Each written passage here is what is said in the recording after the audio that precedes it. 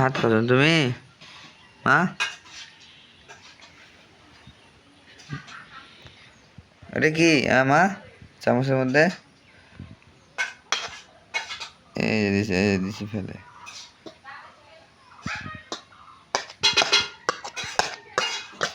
আমার মা ভাত খেতেছে, রাইস,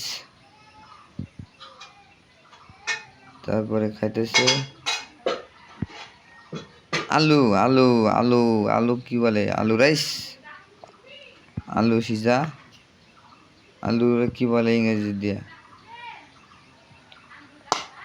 আলু রাইস, আলু আর রাইস খাইতেছে। আমাদের বাংলায় বাংলা ভাষা আলু আর রাইস নাকি মা? আলু আর আলু রাইস। তো এখানে মেয়ে আম্মুর খাতা খাইতে খাইতে আমাদেরও খাওয়া এসে গেছে। তো এখন আমরাও খানা আলোচনা করবো। তো এই পর্যন্ত ভিডিওটি ছিল।